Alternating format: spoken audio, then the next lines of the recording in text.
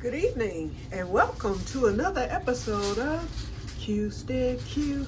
What you gonna do? I don't know, but something's gonna grow. Well, hello you guys and welcome to another episode of Que-stead-Que. We're cooking again and this time we're making a Christmas treat. Actually, I did a video of this last year, but I decided to revisit it because I think I only had maybe 3 subscribers this time last year, and now I have over 300. So welcome to all the new members. People are still subscribing, so thank you, thank you, thank you. So I have tinfoil here, and what we are getting ready to make is my favorite treat, Christmas crack, you guys. So I'm gonna demonstrate this to you, and I'm gonna let the camera down a little bit so that you can at least see. Well, actually, you know what? I'll show you the process because I'm going to be pausing. And this camera is too close. Hold on. Let me zoom out. Oops, it won't let me because I have on gloves. Okay, but the first thing you need to do is line a pan. And you don't use a cookie sheet. You need a pan with the lips on the side. And yeah, this is an old beat up one, but anyway, you need the lips because when you make your mixture for the Christmas crack, you don't want it to spill over. And if it's on a regular flat cookie sheet, it may spill, it may or may not. And my aluminum foil never fits, so I forgot. So let me get a second piece. Okay. And what I'll do is put this on top of this.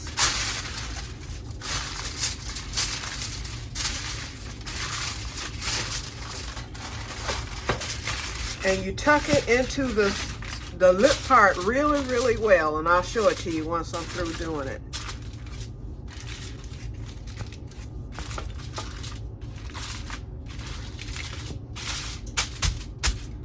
And you flatten it out as much as you can, and you don't want any tears in it. Okay, so here it is. And as you can see, the creases are there.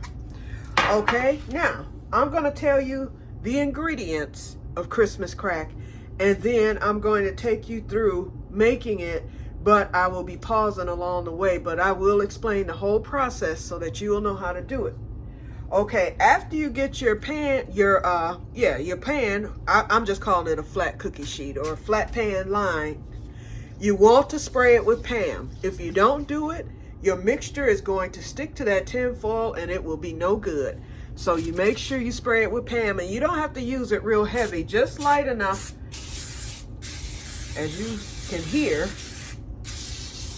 you do it just light enough to coat the pan. It seems like I did a lot, but I didn't. Okay, so that is done. That's one of the most important steps. Okay, so while that's happening, you're gonna let that set for a few minutes because you know the pan settles. As you can see, it's settled on top of the pan there, but it's going to blend out and melt to where it's gonna be clear. So while that's happening, you need a box of crackers. This is your first ingredient. And you can use any crackers that you want. I always like Keebler Club, but now they were made by Kellogg's, but I don't see any name on here now. So I don't know who's making them now, because they used to be Keebler Club, then they became Kellogg's Club, and now they're just Club. It says, welcome to your club. So I hope they taste the same. In fact, I'm gonna taste one of these because that's my favorite cracker. That and Chicken and a Biscuit by Nabisco. They look the same, as long as they taste the same. Oh, and I have all my utensils laid out. I have scissors. You're gonna need a spatula or a wooden, either a wooden spoon or a wooden spatula. You're gonna need your measuring things, and this is because I'm adding vanilla to mine, but vanilla isn't even an ingredient, but I always add vanilla, a teaspoon. You're gonna need a brush, and then also you're gonna need a spatula, and so I pulled out one of my butter spatulas for this. I usually use this one. I usually use my Let It Snow spatula, but this butter spatula is a lot thicker. Okay, so with the scissors, and that's all I needed the scissors for, was to cut this. So I can put these back. Okay, let me taste one of these crackers. I just hope they still taste the same.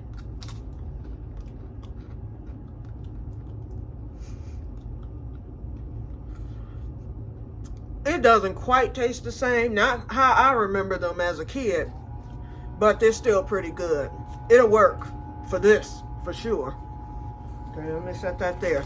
Okay, so your next step is to take your crackers and line your pan. So I'm gonna do a few, show them to you, and then I'm gonna do my first pause, and then I will come back once I have my pan lined, because this takes a minute. And the pan has now melted. So I'm gonna line my first row so that you'll see how that's done, because the crackers must touch. You don't want them to overlap, but you do want them to touch.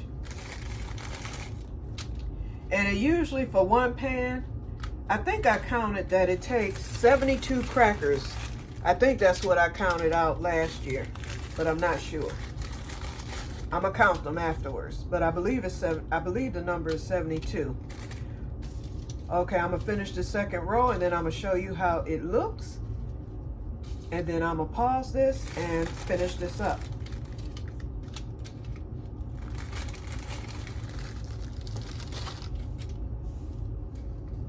Okay, this is how it looks thus far with the crackers. So I'm gonna finish lining this pan up, and then I will return. Okay, I am back, and I just finished lining up the pan. I said that it takes 72 crackers. It actually takes 52 crackers. I knew it was one of those numbers with the 2. And it takes approximately, if you're using the club crackers, now I don't know about the other brands. I've never used any other brand of cracker. If you're using the club brand, it will take approximately a sleeve and a half. Approximate. So a box is enough for 2 batches. I'm only making 1 batch. So this will be, I'll save these and make another batch probably the week of New Year's. I'll make another batch, and then I'm through for the year, because this is a very rich treat and it can put some weight on you.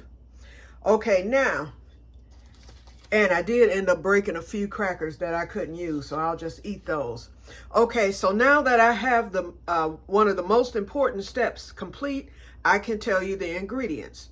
Okay, so we're going to start with step 1. You get your lipped pan, your flat lipped pan, and then you line it with tinfoil.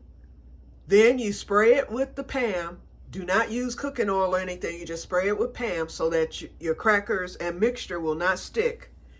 Okay, so once you've done that, you go on to your next step. Your ingredients are as follows. Now, if you're making just regular traditional Christmas crack, you need 2 sticks of butter. And it's good if you let the butter sit out for a little bit so it can get a little bit soft.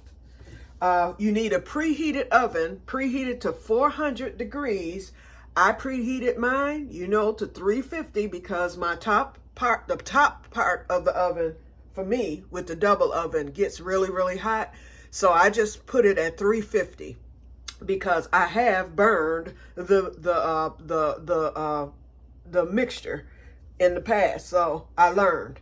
Okay, so your butter, you need 1 cup, and I have my mother's special cup. You need 1 cup of brown sugar, and you need 1 cup or 1.5 cup of Tall House morsels, and you can use semi-sweet.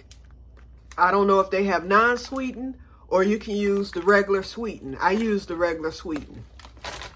And you're gonna need a topping. That's your last ingredients. You can use coconut. You can use any topping that you want. You can use candy. I usually like to use cashews. And I'm really not supposed to eat nuts, but I was able to find these. These are small enough that I can tolerate these. I usually eat the cashews, but Myers didn't have any. And then the larger bag of your pecans, mixed nuts, walnuts were $12. I was not paying $12 for a bag this size of nuts. No way. But I was able to find these little packages, and these cost a lot, $3.99 for just this little one.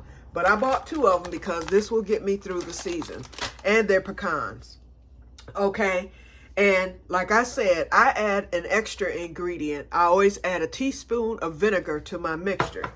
So now the next step, before I pause you again, I'm going to take my 2 sticks of butter and I'm going to walk over to the stove and I will put these in my pot. This is my special Christmas crack pot that I use right here. I use this only for this dessert because it's non-stick. And you do want a non-stick pot. So I'm going to put my butter in. And what you're going to do is make a caramel. I'm going to turn my fire on medium. Oops, I just turned it on low. Okay. Okay, I just turned it on medium. So you put your butter in, and then you add your brown sugar along with it.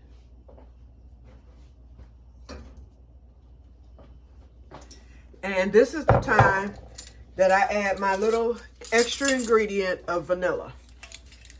And the vanilla to me just gives it a better flavor.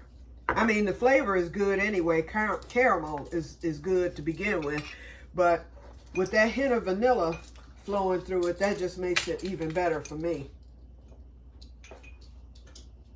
Okay.